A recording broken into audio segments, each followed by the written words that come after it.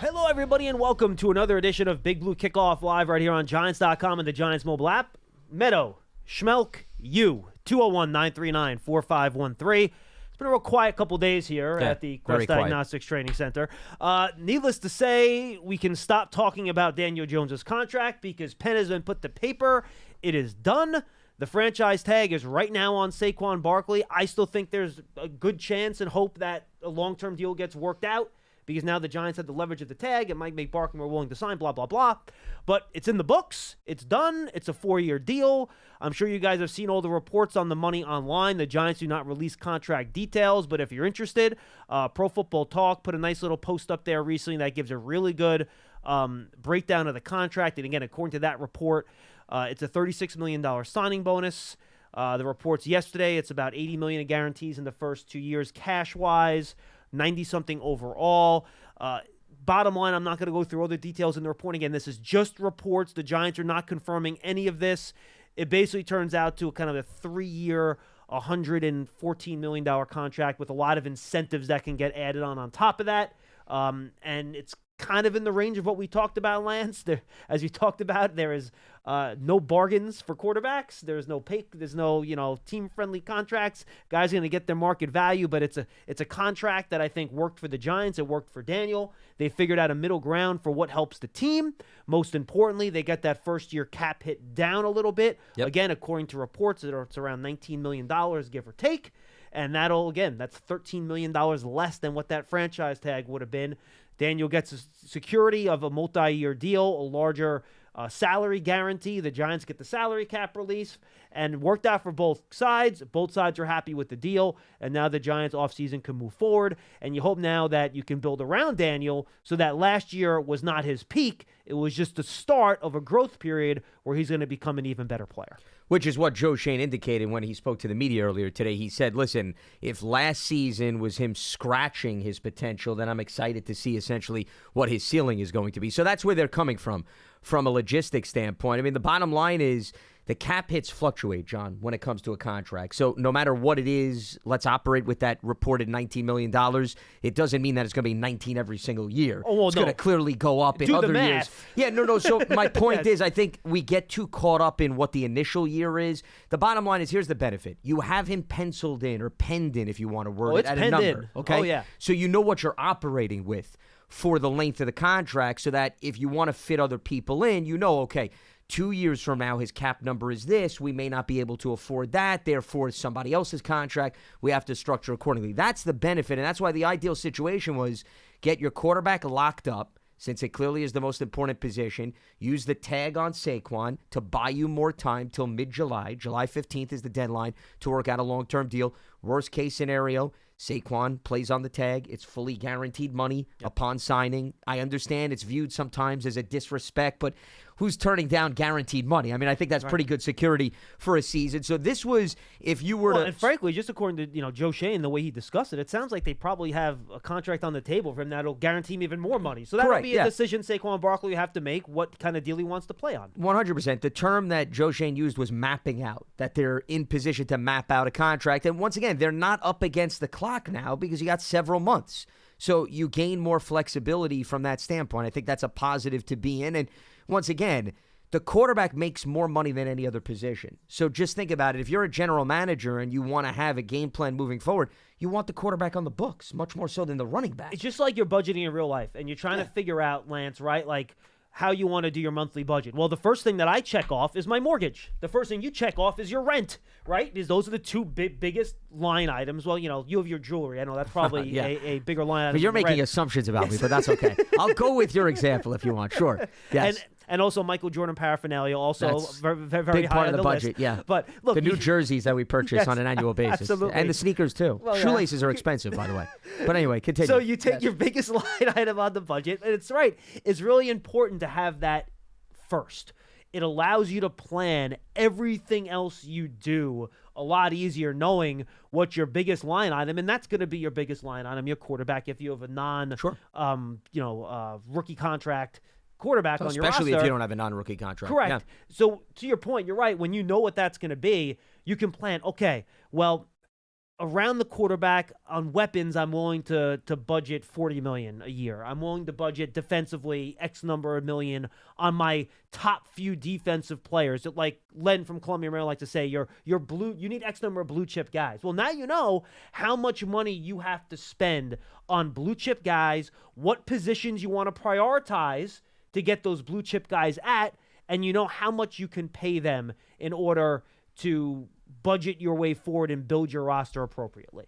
Yeah, plus, to piggyback off of your point, one of the things Joe Shane brought up when he spoke to the media earlier today, they're thinking about a Dexter Lawrence extension, Andrew which Thomas, is an extremely wise move, right? McKinney. So, that's another reason why the Daniel Jones contract helps, because if you're going to start mapping out and building out other contracts, then you really know what you're working with.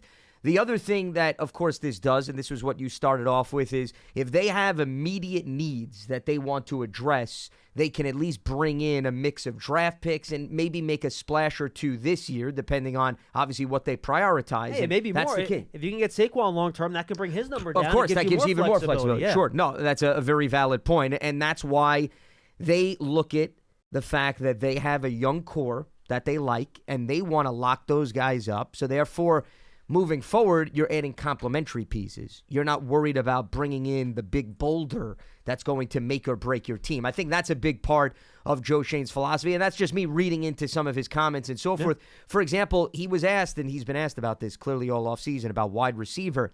The more and more you hear what he responds, it doesn't seem as if they're enamored, or I should say there's pressure that they've got to get a free agent wide receiver, that they could go into the draft. There's other means that I think they can address that position, because once again, you look at the free agent list, this is just my personal opinion, I don't think there's anyone on the market that's a huge difference maker. It's I think, underwhelming. Correct. If you're going to do something with a proven commodity, you're going to trade for that individual, or somebody surprisingly is going to be let go. Right. So therefore, I think they're operating with at least that philosophy. And I think trading a draft pick for a player at this point now, again, we talked about this. Once you get these, your key players under contract, and it's Daniel Jones, it's Saquon Barkley, like you mentioned, eventually Dexter Lawrence, Andrew Thomas, Xavier McKinney, go down the list, Julian Love, you want to throw him in the mix, whatever, then you have to draft well, because you have to have players on those rookie deals to fill out your roster, right? And that's why I think they're going to be hesitant to trade picks for veteran players that are going to make big money. Now, if you can get a guy that's unique and you can't acquire any other way, like the Dolphins acquiring Tyreek Hill, the Raiders acquiring Devontae Adams, those are unique, all-pro level, top of the position. When you're talking about guys like that, I think anything's on the table, right? But I think drafting becomes really more important now, and you have to figure it out. And let's talk about how you want to do wide receiver now, Lance, and you look at the group that's out there and free agents, is this maybe you invest in a veteran for 1 year, you see if they can bounce back? Like, depending on the number, do you roll the dice on a Michael Thomas, right, who's been a number one, that maybe you get on a 1 year deal, on a prove it deal, sure. Yeah. And it works out. Just hasn't been healthy the last few years. So same thing with Odell. Same thing with Odell Beckham Jr. Right? He's in the same category. You get past that group. Jacoby Myers is going to go for a lot of money.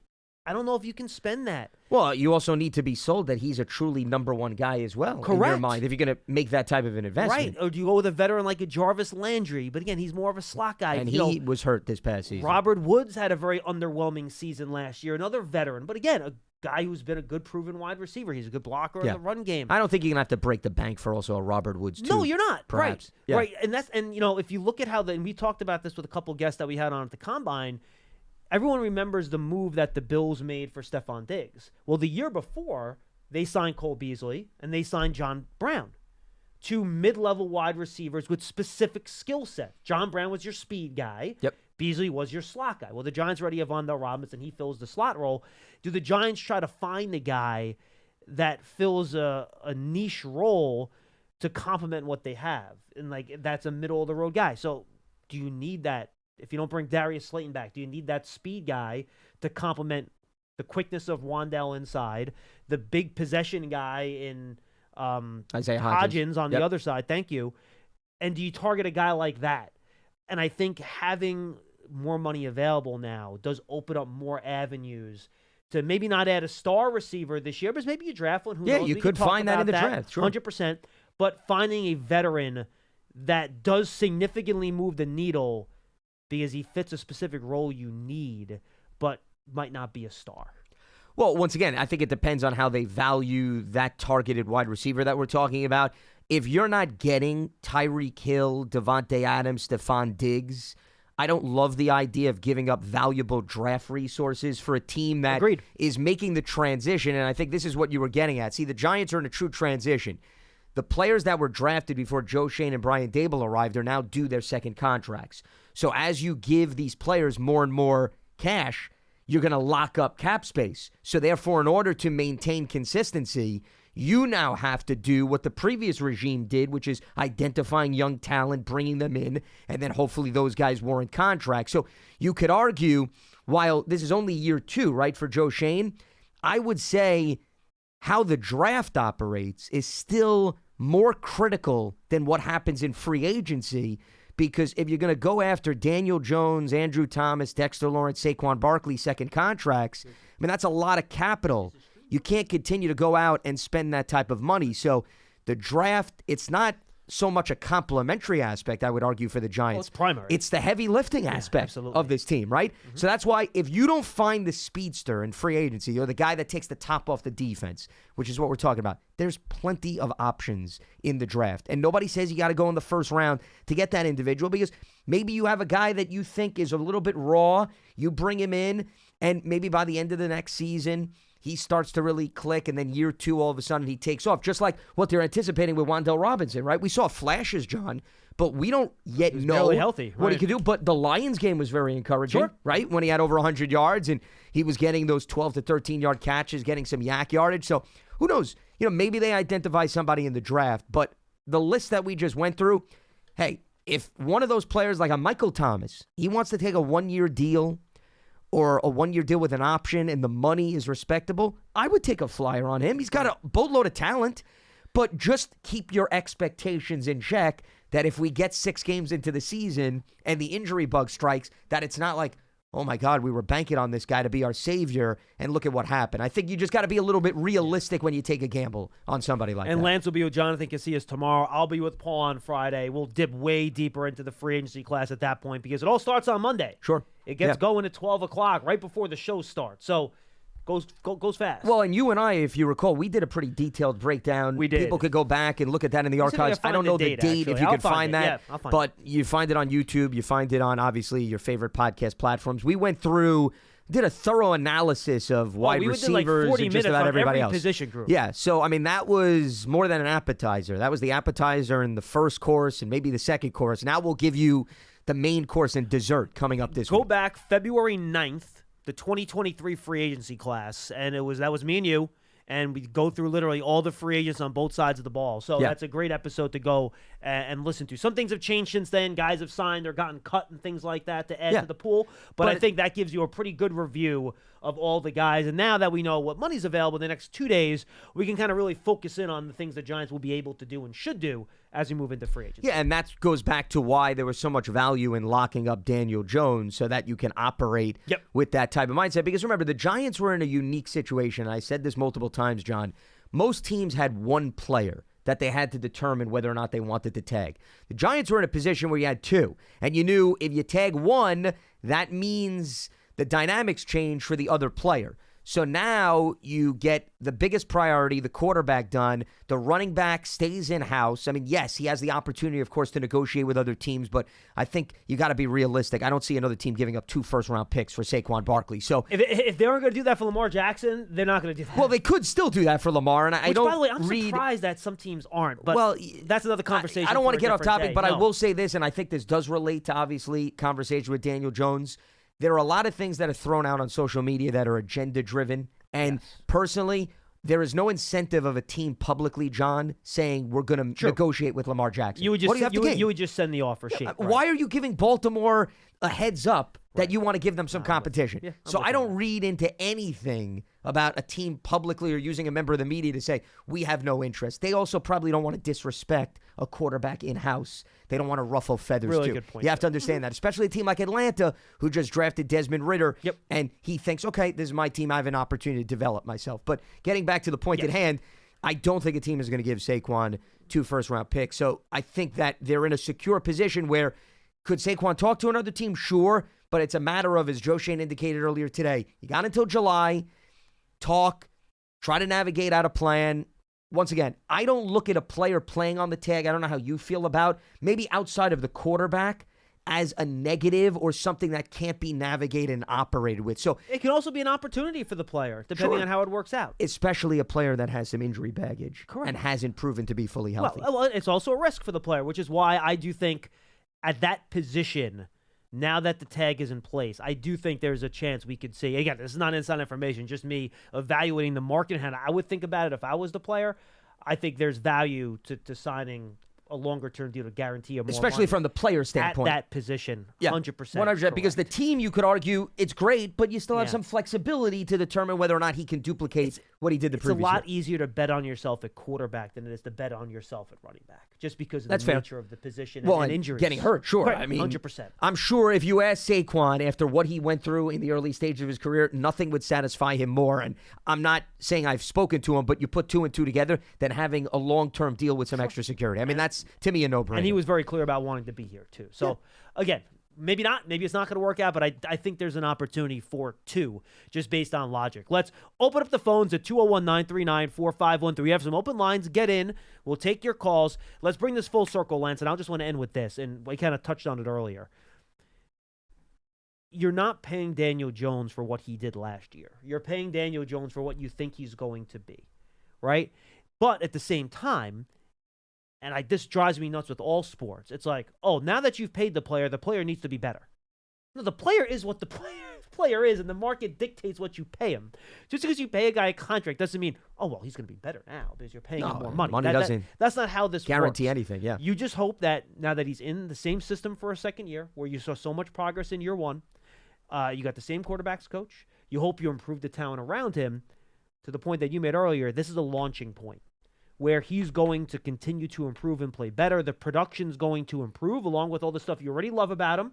You'll get the production to go along with it, and that'll, I think, in theory, if that does happen and he continues to improve, this contract could be a bargain in 2 or 3 years. Well, I think it will, regardless. Even if you don't play well, it's not. No, okay. Right? Well, I'm just looking at the market. You know it's going to skyrocket. So even in the 4th year of this deal, and just do the math, folks. If the first year cap number is 19, there's $141 million left to spread over 3 years. So you're looking at a $40+ million contract number in year 3 and 4 of this deal.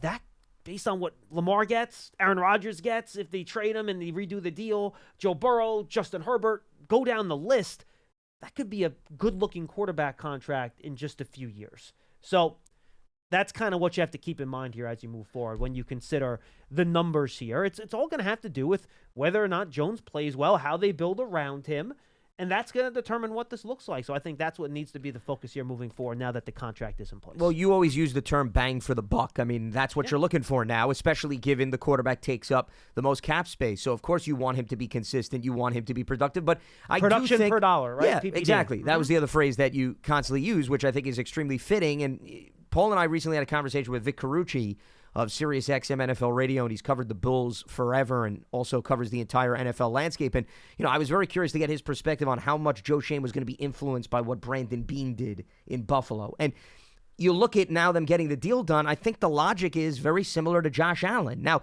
the difference was you saw Josh Allen come into his own a little bit sooner than Daniel Jones. Before he signed the contract. Correct. Yes. So you had more to operate with. You did not have that luxury with Daniel Jones, and part of that was he got hurt. Part of that was the changes in coaches, coordinators, of course. Blah, blah, blah. But I still think the logic is, okay, he's coming off his best year. He was a good fit for Mike Kafka and Brian Dable's system. He stayed healthy. Exactly. He got through it. We expect this to be the start. The trajectory is going to continue to go up as opposed to he reached his ceiling. Just like Josh Allen, when he took that step in 2020, you were thinking, okay, this is the beginning of accuracy improving, his numbers going up, him being a big part of the run game. So I think that philosophy is identical, but like anything else, it's all about what have you done for me lately, right? Right. It's not about coming off of 1 year, it's about you now want to see him be able to do this consistently so that you're not going into every season wondering, and this is why do you think quarterbacks change so much, John? There's a lot of teams going into every year, yeah, we like our quarterback. I don't know what we're going to get out of our quarterback, right? You never want to be in that position. You want to feel as if you're going into every season, okay, maybe we don't know exactly statistically what's going to happen, but we have a good idea every game what we could get out of the quarterback. That's ideally what you're hoping comes to light with Daniel Jones at this point. And the trajectory is not always a straight line either. Sure. Like, could be up and down. Josh Allen took a little bit of a step back this year from his MVP. A lot of interceptions in the red zone. A lot of turnover-worthy plays, that sort of stuff. So it's not always a straight line, and they can get impacted by what's going on around him, your schedule, your opponents.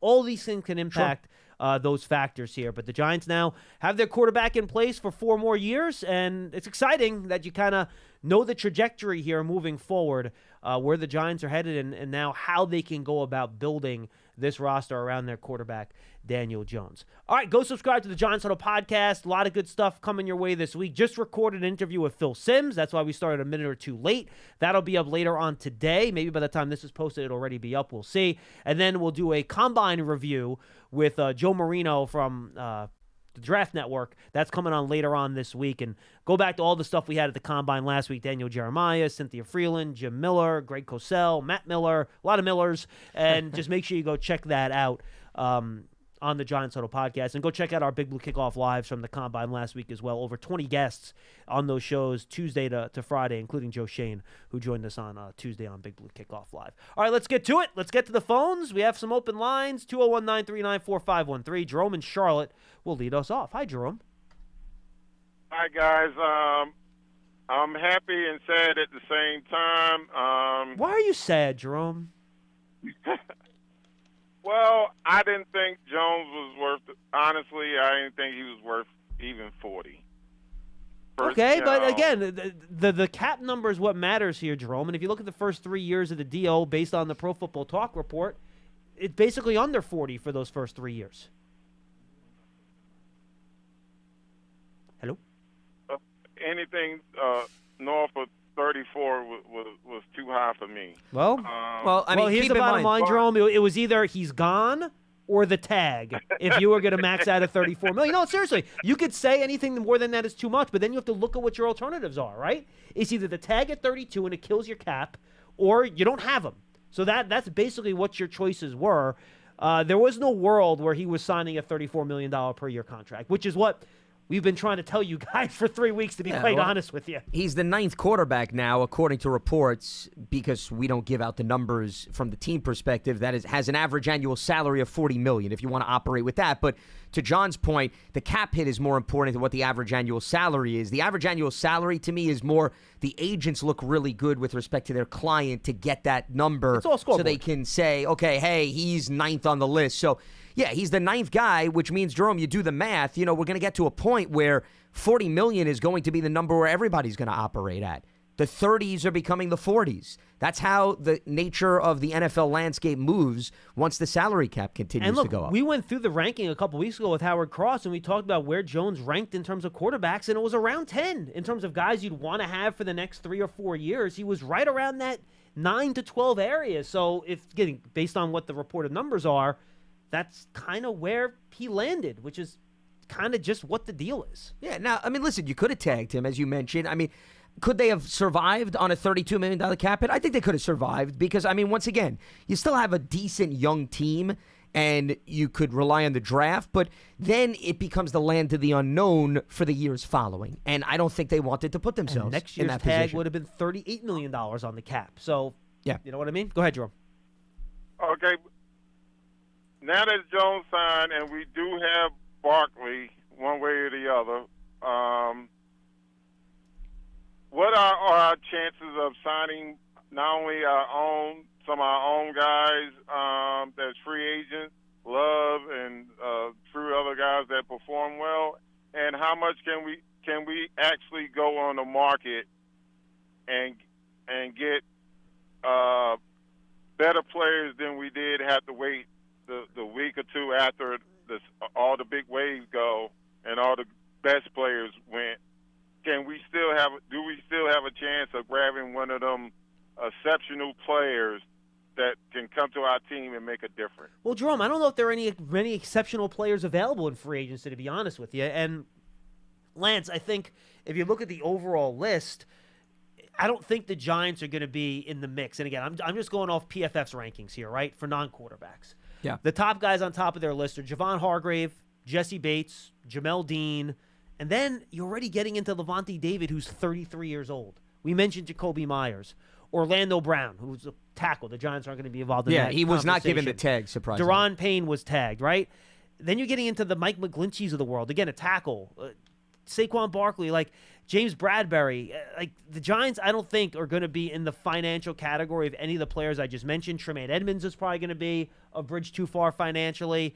Dalvin Tomlinson, you're getting into that range. Draymond Jones, maybe.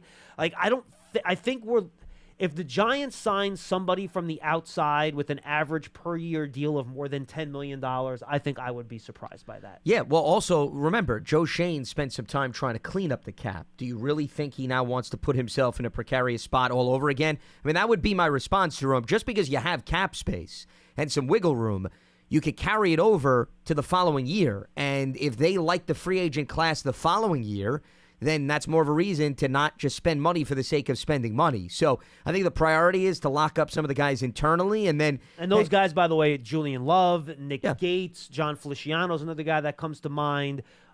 Jared Davis is a guy that I think is a free agent. Do you want to throw Jalen Smith in the mix there? You can. I think Davis would probably be more of a priority. And I don't think that's going to cost an overwhelming amount of money. Absolutely not. And, I think that's just kind of where you're at. Yeah, I would be surprised if you would label a move this offseason outside of internal candidates as a splash move. I think if there's any splash that's going to be had, I would think it'd be more likely to be via trade with draft picks than signing a guy outright. And I think the scary thing, Jerome, and then we'll let you finish your call, in a year where there are a decent amount of teams with cap space, it's not overwhelming because a lot of teams had to push money. Guys, the COVID year screwed everything up, all right? So teams had to redo all their contracts because in the COVID years, the salary cap did not go up as suspected because revenue came down. What can you do? There's no way to avoid that. It was the world. Everyone's revenue went down during the COVID years. It just happened. Yeah, it impacted the world. Correct. So a lot of teams had to redo these contracts and push money back. And the salary cap is probably still $20 to $30 million less than what was projected, say, 5 years ago at this time. So there isn't as much cap space out there, but there's still enough.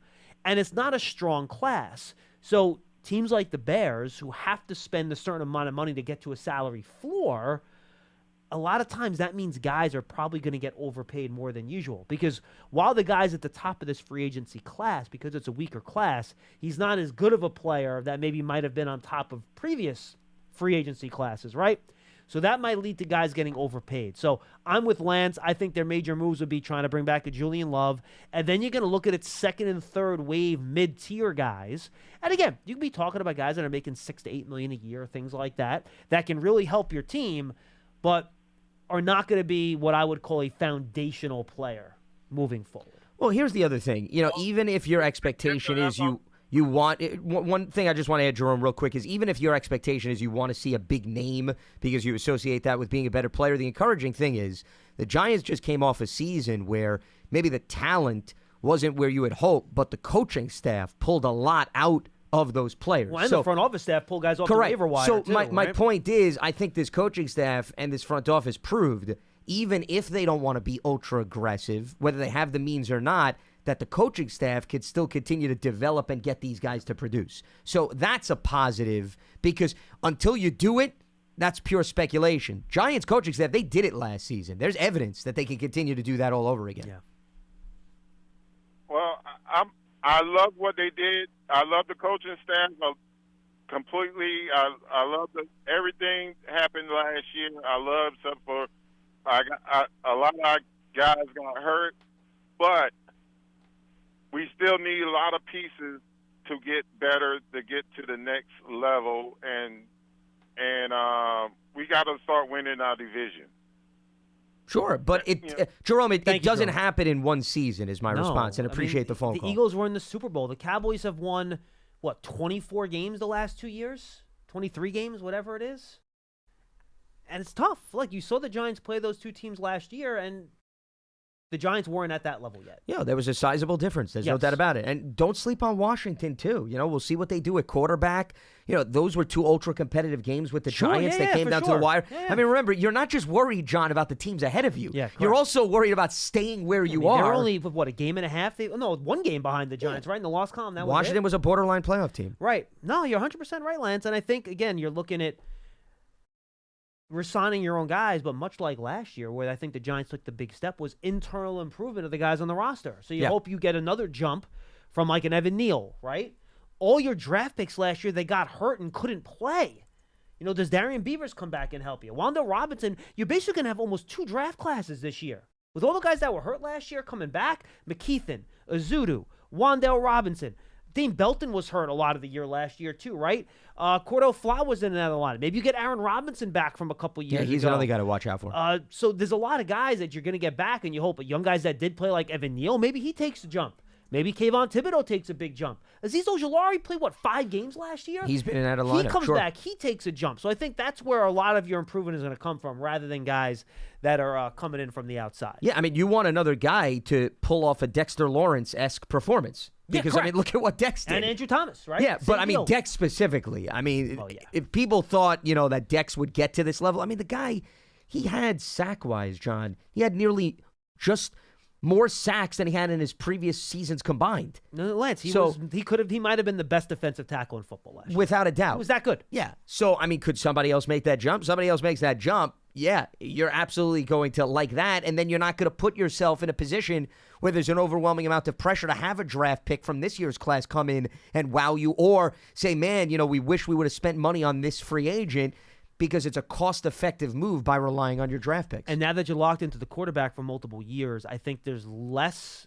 It's still my top priority this offseason to improve the situation around the quarterback, because that to me is always the top priority, to make it better offensively.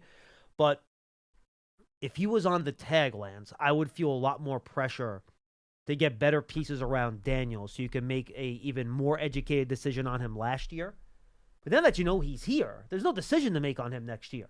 So you can maybe be a little bit more gradual in terms of building around the quarterback and not try to force something. Sure. Well, if he was on the tag, I would feel more pressure to force something so I can make a more educated decision next year instead of putting a $38 million tag on the guy. You know what I mean? No, there's no doubt about it, because, once again, you want to be able to operate in a 4-year process as opposed to a 1-year or a 2-year window. Mm-hmm. There's no doubt about that. Now, you could also look at it from the flip side.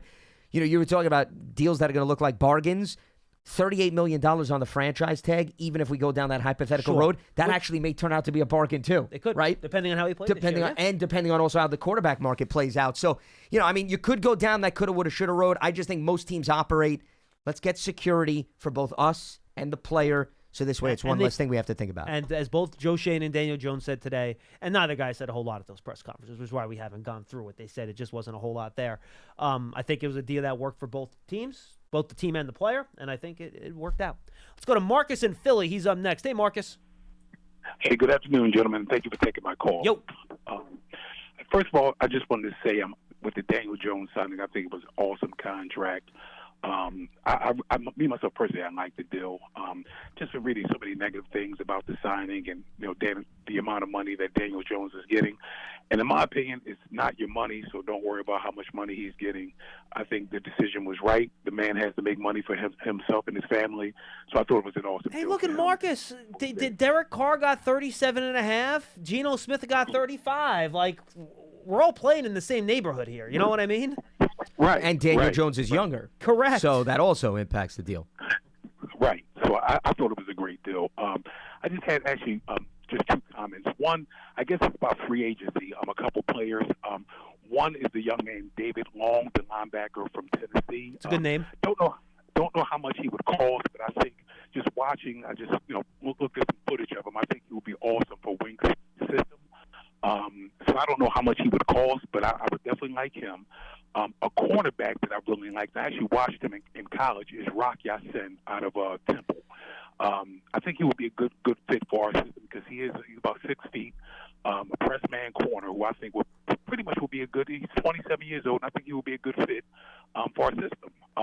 Now, I liked him coming out of school too, Marcus. He has had a rough go in the NFL since he's joined the league. Yeah, the Raiders' defense had a very rough season last year. And Not to say it's all on him, but he was secondary specifically. And he was already traded once, too. Yeah, remember? he was part of the Yannick Ngakoue deal that brought Ngakoue to Indy. Yeah. I got you. And one name that I would love to see, I guess, back in Big Blue would be Dalvin Tomlinson. Do you guys think there's a chance that maybe the Giants may try to look at him and possibly bring him back at a good price? I believe the Giants will be looking for another defensive lineman that's more of an interior guy to complement Leonard and Dexter. Based on what Joe Shane said in Indianapolis, I think that's a high priority for them. Now, is that going to be in the draft or free agency? I don't know. I think Dalvin Tomlinson does fit the profile of the type of guy they would like to add. I just don't know what the dollar amount would be and whether or not it would fit, because you're already going to have a lot of money invested in Leonard, and maybe you can, extend him to reduce that cap number 2, by the way, and Dexter. So I think you're on the right track. I don't know if it would work financially, but yeah, in terms of his ability, his skills, and his age, yeah, I think that's something that would make sense. Yeah, I mean, Dalvin, we know what he did in terms of stopping the run for the Giants. I mean, look at what happened this season that he wasn't here, and I think Minnesota likes what he produced investment-wise, but I would say if you're going to look for a guy that's only going to be on the field for 2 downs and doesn't necessarily bring much from a pass rushing situation, I think you can address that in the draft. I don't know if they have to spend a lot of money in free agency to do that. And once again, I'm a big fan of Dalvin's game. I think he has a tremendous amount of value, but you got to look at other priorities on this roster and other areas, especially on the offensive side of the ball. If you want to continue to help Daniel Jones move up the ladder, I think maybe the money would be better well spent on the opposite side of the ball as opposed to that position. Okay, great. And just 2 more things. One, I would like to see us do a lot. It kind of takes us back to when we had the NASCAR package where we had a bunch of guys that we could rotate in. Even like a guy like Dave Thomas, he was like a guy that was able to rotate in and give Ozzie and Strahan and those guys a break. If we could maybe possibly start building our defensive line back up to that, that would be awesome. I think that's what got Eagles to where they were last season. And just one guy. And by the way, Marcus, just FYI, I think Joe Shane believes in that too. If you look the way him and Brandon Breen drafted in Buffalo, they just kept drafting defensive linemen in early rounds. That's pretty much all they did. So I think my guess is that they'll go on a similar track here. Okay. And just one more. There's a gentleman, I watched him at the Combine. His name is Byron Young out of Tennessee. Yep. Outside backer. I watched his Combine workout, which, it's the Underwear Olympics, but it was intriguing. His first step, his speed, it was quick. So I put on some game tape of him. He only had 7 sacks, but his first step is phenomenal. He's built a lot like Kayvon Thibodeau. So I think as a rotational piece, I don't know if he could be had maybe in the 2nd, 3rd round, but phenomenal athlete. First step is great. And that's pretty much all I have to say. Again, thank you for taking my call, fellas. Thank you for all that you do, and I'll listen to you guys off the air. Thank you. Yeah, and Byron Young's interesting. He has a good background story. He tried to go to college, it didn't work out. He had to go work at, I think he worked at Dollar General, if I recall right from hearing him talk at the Combine. Then he went to a junior college, and he eventually got to Tennessee, where I think he only played for 2 years because of all the eligibility stuff before that. And look, he's a raw speed rusher. He's only 250 pounds, but he ran like a ridiculous 4.53 or something crazy like that. So, yeah, he's a very skilled player. And yeah, Georgia Military College. Georgia Military College, actually was. Thank you. And then he went to Tennessee from there. And look, I think he's a guy that would be a day 2 player. And if you want to add a speed rusher to complement Thibodeau and Ojulari, you bring Jihad Ward back. That was going to be the guy that I was going to bring up. But he's more of a run guy than he is a pass rusher. So, but he's disruptive. He is. And I think that's what you want. And I think the bottom line from the caller, do they want to add more guys to the defensive front so you don't have to play Leonard and Dexter 90% of the snaps and you have more waves a guy? Yes, I think that is certainly a priority, whether it's inside or outside. Well, Dave Tollefson's name was brought up, but I mean, keep in mind, Tollefson, he played his first 5 seasons with the Giants. He had 10 sacks over those 5 seasons. Mm-hmm. So you're going to tell me you can't get that production out of Jihad Ward? Sure. Mm-hmm. So that's why Jihad Ward was the first guy. I mean, you took the name right out of my mouth. I was going to throw him out there when the last caller was looking for that in-betweener. I think you have him, and I think you certainly can re-sign him. And he's got familiarity with Wink's system because this is now his 2nd stint with Wink. Now, that doesn't mean that there's not value in drafting a guy. And as far as, what the Eagles did, he was throwing out Dalvin Tomlinson. I don't know. Do you entertain another previous Giant, Linval Joseph, who wouldn't cost you nearly as much? I mean, the Eagles brought him in. A little older, but what I'm saying is if you're looking for a guy on first and second down, a Linval Joseph or an Ndamukong Suh, who were two guys that joined the Eagles late, that maybe financially makes a little bit more sense. Sure. 201-939-4513. Hey, Giant fans, check out the Giants Connected TV streaming app, Giants TV. It brings original video content and game highlights on demand and direct to Big Blue fans. Giants TV is free on Apple TV, Roku, Amazon Fire TV, and the Giants mobile app. Also, don't forget, Giant fans, you can take your fandom to the next level with a season ticket membership. Stay connected to the club all year round, not just on game days. Memberships are now available for the 2023 season and beyond. To learn more about all the exclusive member benefits, visit giants.com/tickets. Limited inventory is available. Ross is in Philly. We stick in the city of brotherly love. Ross, what's up? Hey, guys. Yeah, we're a rare breed, but we're here. Very quiet, hiding in the corner, but you're there. I appreciate that. Yeah, exactly. So, yeah, just excited about to have Daniel Jones under contract. Yes, it was a good amount, but you guys said it. That's the going rate. And, he is trending upward. That's kind of what I'm, with this coaching staff, he's done what he can with the talent around him, and he, had a great year this past year, low interceptions, all that kind of stuff. He does everything right in the offseason. He's added muscle pretty much every offseason to reduce that injury risk. Always works out with the receivers before camp. So I do think, adding around him obviously is what's going to be key. Ross, just to give you an example, the guy's working out a contract extension with his agents and everything. The guy's in the building working out every day. Yep. Like, he cares. Like, it matters. Yeah. You're right, 100%. Yeah. Yeah, he's just a good kid, and that's just it's great to see, and that's what he's a true Giant in that sense. He's a good good all around person. So just like I said, that's happy to have him back. Knew it was going to happen. Knew it was going to be a good deal for everybody, and that's great. And another reason to be excited is it makes Charlie from Portland, Maine sad. So that makes me happy. Makes a lot of other. I'm sure the Giants had that on the top of their priority list when making that deal. Yeah. Yeah, and I'll call back next week to talk more free agency stuff. I don't want to hold you guys up with that just because it hasn't really started yet, but looking forward to talking that next week with you guys. So thanks for taking the call. Awesome. Thank you, Ross. 201-939-4513. We do have a couple open lines if you want to get in. Let's go to Donnie in Queens. He's up next. Donnie. Hey, guys. Good afternoon.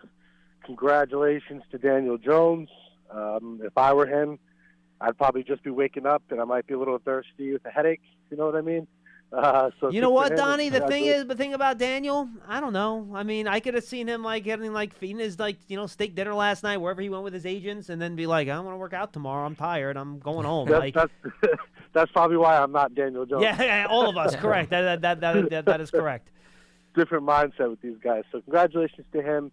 I do think they'll spend a little more outside on free agency than you guys do. I think looking at that, like Blake Martinez, James Bradbury contracts, those 3-year deals that you can kind of get out of after two younger players that maybe you think are still ascending.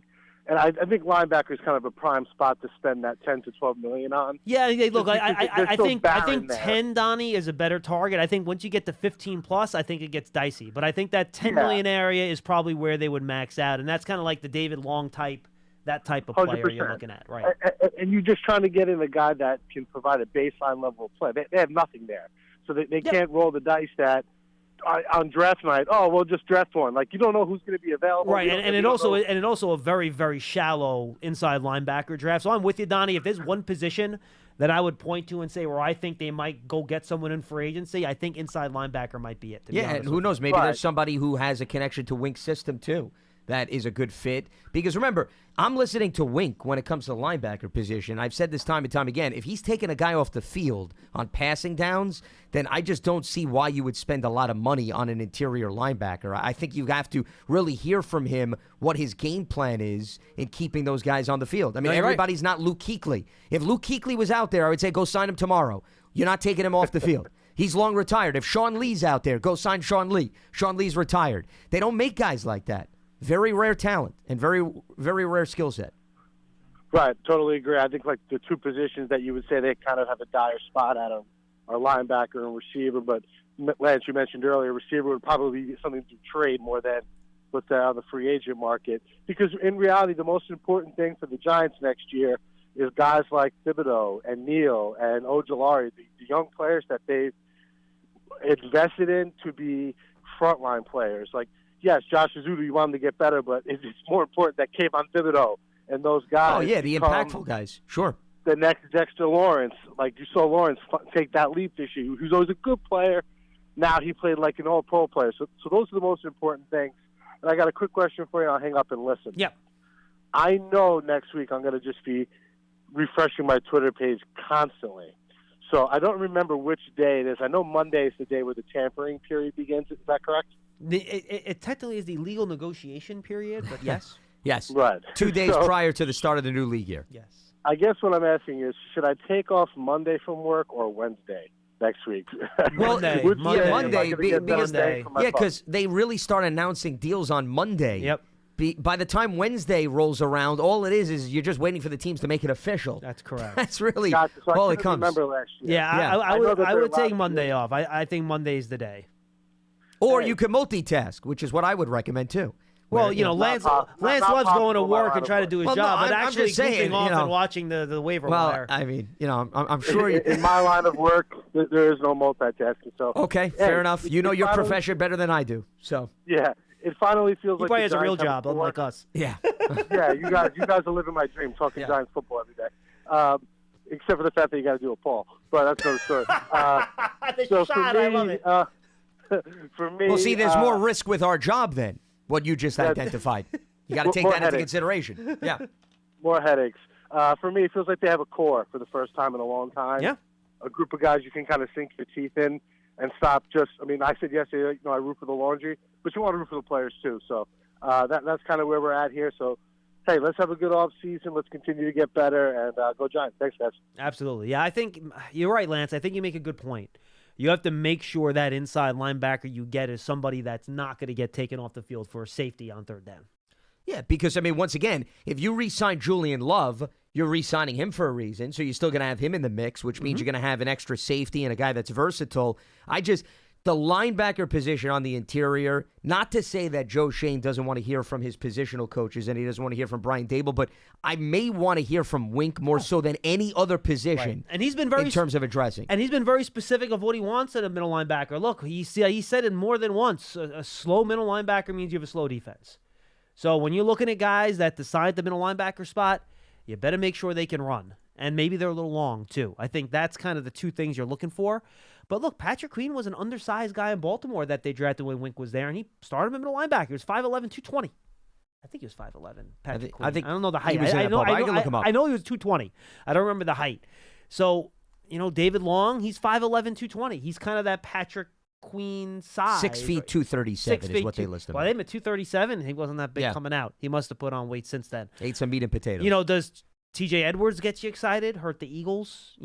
Bobby Okereke or Okereke? I've heard it both ways. From the Colts, Leighton Vander Esch. Do you go try to, purge him from Dallas? Drew Tranquil, a guy who had a nice year for the Chargers this year. Does he get you excited? Those are kind of the guys you're looking at. Eric Hendricks, I think, is probably a little too old for me. Levante David, probably a little bit too old for me. Denzel Perryman, you had on that list, too. Yeah, he's a veteran that's been with a few different Alex teams. Singleton's been with a couple guys. He's been a good coverage player. So, do one of those guys fit? I think you're making an ad there. The question is who and what the price point is, to be honest with you. Yeah, those are the two things you're trying to balance. Once again, there's no question they can use an upgrade at that position. I'm not going to dispute that. My question is whether or not Wink is going to use the player to how the front office values that player. That's the challenge of finding that. You don't want to go pay a middle linebacker $12 million a year and he's playing 40% of the snaps. Yeah, I mean, come on. Yeah, correct. No, 100%. Makes no sense from that standpoint. No, I'm with you. All right, let's go back to the phone to say what's up to Ralph in Florida. He's up next. Hey, Ralph. Hey guys, how you doing? Long time no speak to. Just two things. One, the signing I think was great. Finally get that out there, and I think hopefully they'll sign Barkley soon, just to get that cleared up and let the season get started.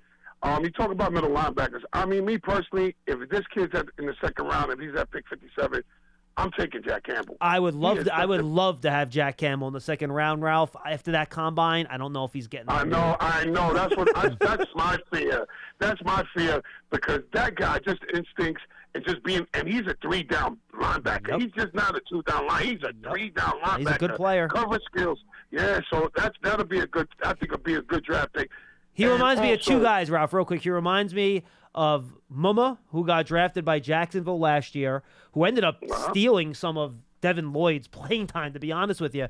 And he reminds me of Logan Wilson, who is the starting middle linebacker for the Bengals, who's also a very For good the player. Bengals, Bengals, yeah. I think, me personally, he reminds me of an older linebacker. He's just in that mold of a big linebacker. But, everybody wants to talk about sideline to sideline. To me, sideline to sideline is great. You can run 4-4, but if you're a little linebacker at 6 feet or 6'1", like the Kobe Dean last year, look at him, he couldn't even get on the field. It don't matter if you get caught up in the wash of the line. It's not really beneficial. Ralph, look, you're 100% right. And look, Wink values speed, and we know that. But whether or not they spend big money on a position or not, the Giants have to improve their run defense. Their run defense stunk last year. It was That's bad. my point. You got to have That's my somebody point. out there. Again, whatever the expenditure is and what the investment is. And look, was some of it the third defensive lineman next to Leonard Williams and Dexter Lawrence? Sure, that's some of it. Sure. But let's be honest with it. Like, let's be real. The linebacker position was a huge problem in the run game last year. Oh, It has to big time. get better. It has to get better. That's why if you could do a combo of it, help up front. Because remember, we were talking about the absence of Dalvin Tomlinson the year he left. That was extremely noticeable. And then, obviously, beef up some of your linebackers. So, I think it comes on both ends, not necessarily relying on one guy in particular.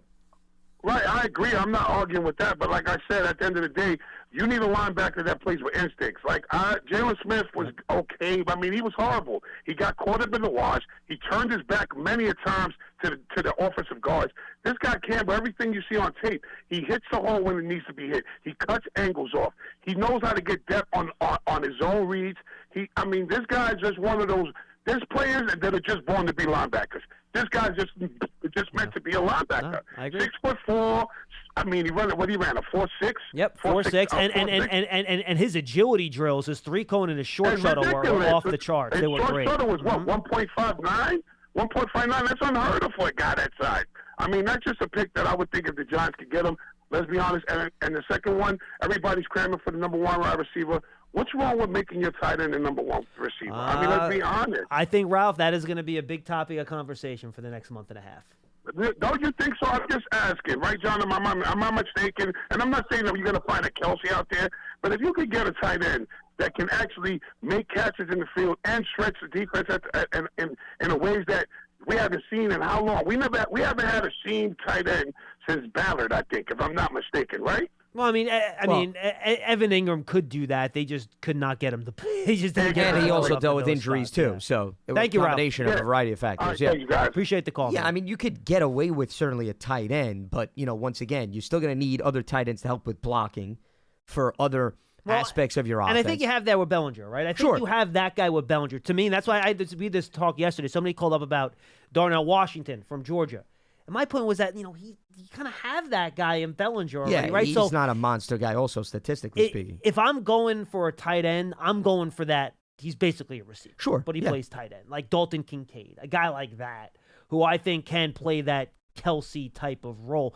Be the Aaron Hernandez to the Gronkowski. Be the Kelsey to what Kafka had in Kansas City. Not to say that whoever they draft is going to be or Goddard to Ertz. Correct. The two of them were not to say together. the guy's going to be a Hall of Famer like those guys, but plays that type of pass catching role. Yeah, it can be done, but once again, I think if you look at the Giants, explosive plays comes to mind, the lack thereof. Mm-hmm. And yes, the tight end will help, but a speedster wide receiver that can grab those deep balls down the field from Daniel Jones, I think that makes more of a difference in the short term for this team right now. You could be right. So you're on the Jalen Hyatt bandwagon? Yeah, I'm in favor of bringing in a wide receiver that could take the top off the defense. That's what I think is going to make the biggest imprint. Listen, if you got a tight end, great.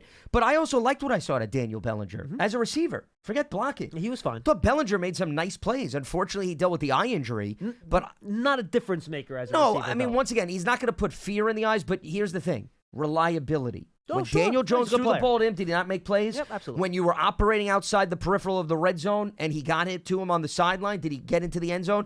he was a reliable option. Absolutely. So if that's what he could do in year one, just like we're talking about the quarterback improving, why can't the tight end do the same? And that's why I wouldn't pick a Michael Mayer type. Because to me, I think Bellinger can fill that role. I think if you go tight end, you want to go for that, flash. You want to go for the guy that can sexiness. The guy that can make the big plays and be an explosive player.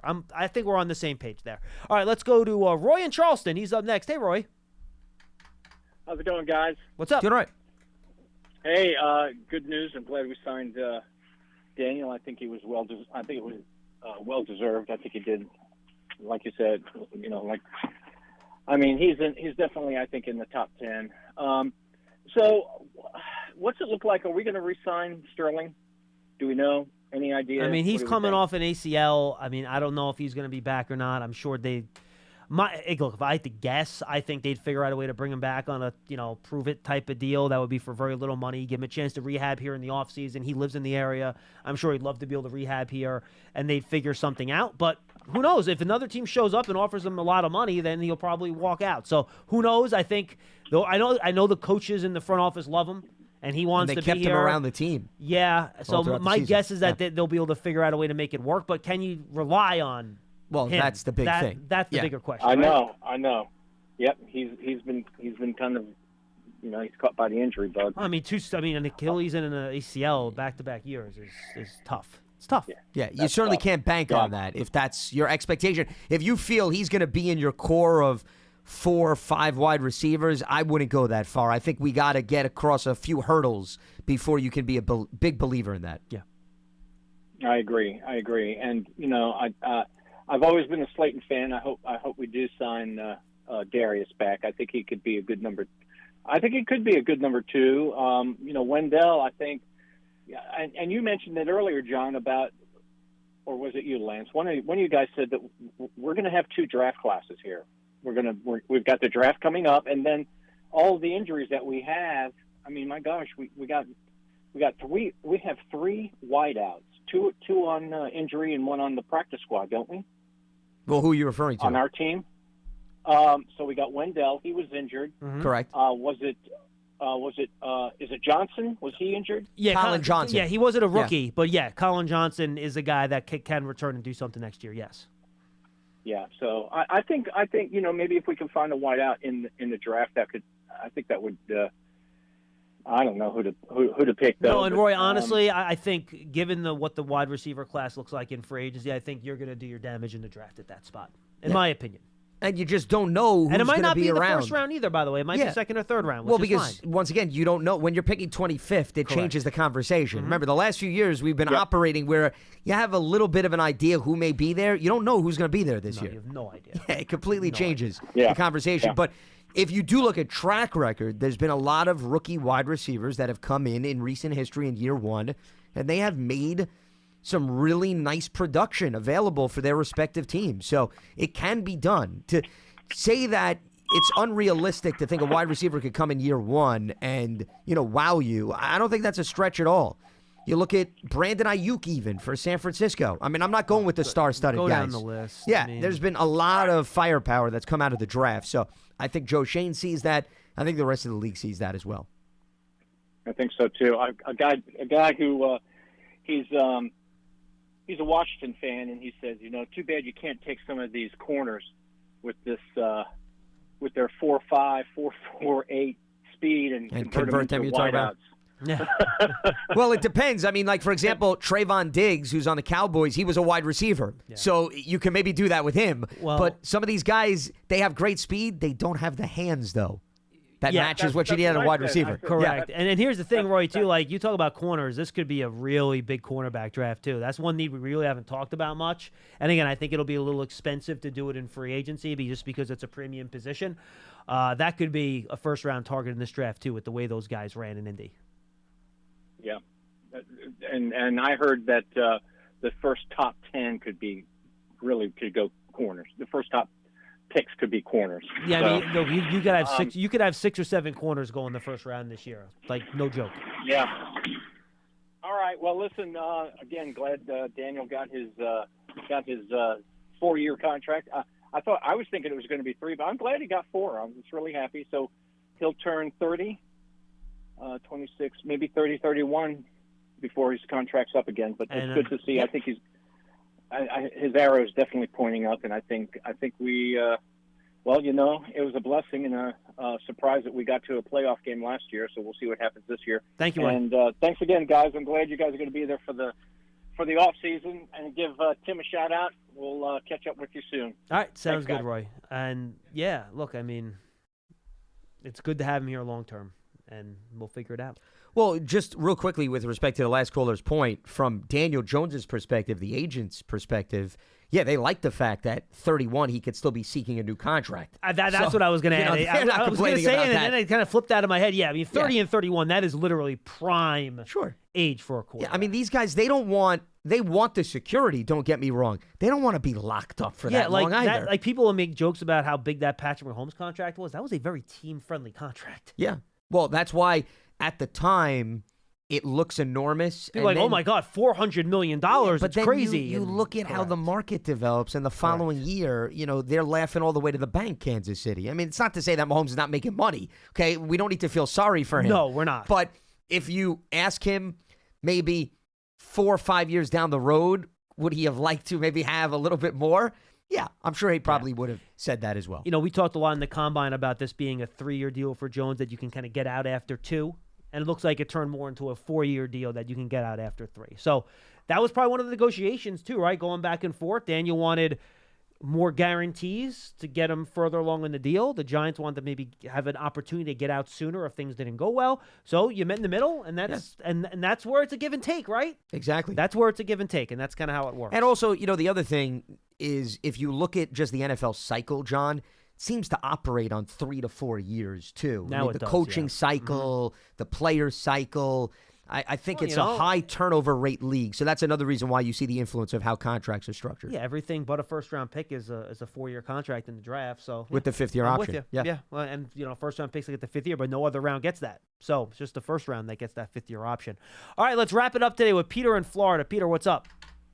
Hey, how's it going, guys? What's up? Good, all right. What do you got? Hey, so first thing, Lance, I like that idea about Hyatt. He's probably my favorite wide receiver in the draft. I think he probably might fit the best for the Giants for their needs.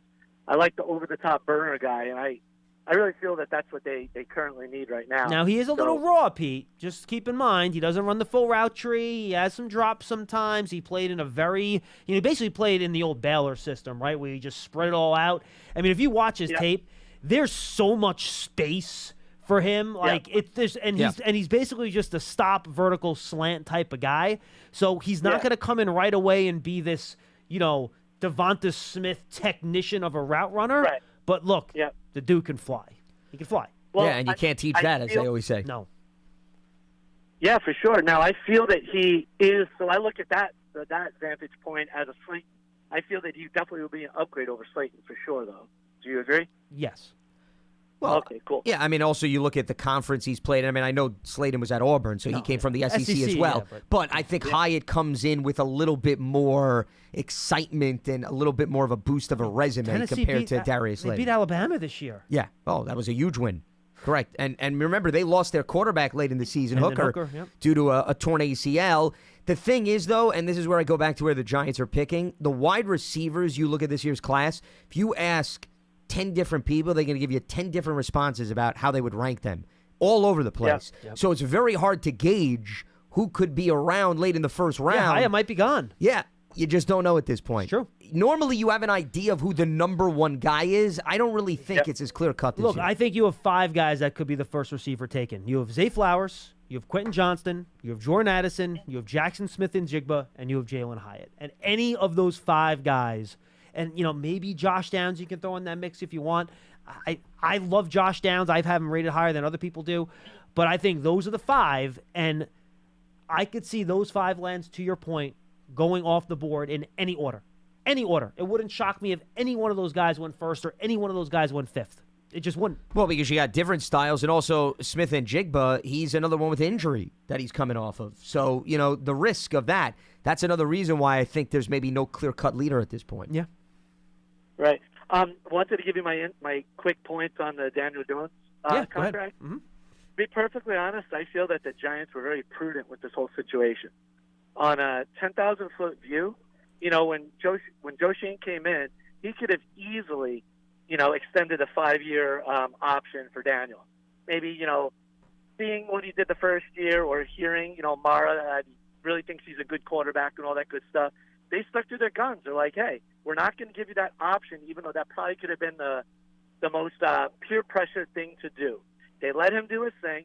They know how he works. They saw that he fit in their scheme. So for all the fans that are pretty much saying, oh, my God, they gave him $40 million a year for 4 years with all these incentives, that's baloney, But at the end of the day, yeah, I tried. Good catch. Hard, Oh, man. boy. That was a tight. check swing. That was tight. We're waiting for the umpire to determine whether or not you went all the way around. I think he went. I do. I think he went too. Yep. I think the umpire jumps in. I think you're sitting in the dugout. I got you, Peter. Yeah. Yeah, Pearson, you don't have to edit that, buddy. Thank you. Thank you, Peter. So, go ahead. You want to finish up real quick? Yeah. So I guess my last quick thing I wanted to ask you, say the Giants have like 15, 20 million or whatever in extra cap space for this year. Does that roll over to next year? Well, it depends on if they spend it. Correct. It depends on what they're left over with at the end of the year. The Giants after had they get their books in zero order. at the end of last year. Correct. So they have nothing rolling into this year. But, yeah, whatever they don't spend this year, we'll roll into They next year. carry over. That's correct. Exactly. Yeah. But you're not going to know that answer, Peter, until the end of next year. That's the point. Yeah. I got you. All right, guys. Hey, thank you. Perfect. Thank you. And by the way, if you take a look at what the reported Daniel cap number is this year, and then Saquon's franchise tag, and I know people have thrown out the $50 million in total cap space this year, looking at 20 that's left then to spend. Oh, yeah. I mean, well, two guys at double-digit figures, right? Right. So that cuts it basically 60% is gone. But then if you redo Leonard Williams, maybe that frees up some more. But remember, you also basically have to put $10 million in your pocket just for your the draft rookie class. Correct. Yeah. And then injuries that happen over the course of the like season. last year, to add people, waiver wire and stuff So- like that. So it goes quick. Yeah. Well, it goes life quick. comes at you fast in the NFL. Right. That's more of a reason why, everybody says, oh, they have this much cap space. Cap space is fluid. John, we can give you a number today. Right. Tomorrow, the money could disappear. And what if you re-sign Julian Love? What if you give Dexter Lawrence an extension? His number may go up, too. All that changes. Yeah. So you Or have to down, too, keep that in depending mind. on how the extension Yeah, is. once again, is it set depends up. on how the deal is structured, but Right. these guys are not costing nothing, though, is my point. No. Okay, The money you gotta goes have to fast. spend. That's you why I want think talent, you got to spend. the top of the market might be tough, but I think you can get some good mid-level guys that'll help you. And I'm going to throw out one name to you because it kind of fits the profile you're talking about. What would you think about DJ Chark? Yeah, I threw him out, I think, in the conversation. Oh, that we had. okay. Yeah. I think 6'4", ran a 4.3. Yeah, I think he's an intriguing guy. Has some injury issues. But he's still intriguing because I think he has that speed aspect. And he was sort Only of 26. He was the forgotten stepchild in Detroit last year because he was they hurt had a a lot, lot of too. talent, Right. too. So, yeah, he makes a lot of sense. If you're looking to take a flyer, a guy with some upside. Yes, 3 outings of 90-plus receiving yards from Week 12 to the end of the year. Yeah, he was with Jacksonville, went to Detroit. That, to me, is a realistic target. I mean, even the guy that's listed underneath there, maybe not blistering speed, but Lazard's been a solid player, Yeah, he's a solid too. player. Mm-hmm. So if you're looking for, a guy that's not an old man, He's who a maybe bigger. is He's a scratching. bigger guy too. I would like more of a route runner or speed guy than Lazard. No, I get it. 'Cause I get you. think Lazard's a little bit of a duplicative with Hodgins. A little bit. No, that makes sense. Yeah, he's not going to take the top off the defense if that's what you're looking for. Yeah, but, he isn't. I know fans get him and Valdez-Scantling confused. Scantling's more of the speed guy than Lazard is, yeah, obviously. well, and that was a big reason why the dynamics completely changed for Green Bay this year because they didn't have him. He went to Kansas City and they didn't have Devontae Adams. Watson helped. Christian Watson. No, helped Watson with the did speed, help. yes. Yeah. But, there's another rookie, by the way, who dropped what should have been a must-have touchdown against Minnesota in the opener, and then look at what he did late in the season. It takes time for these You got to guys be get going. patient. Yeah.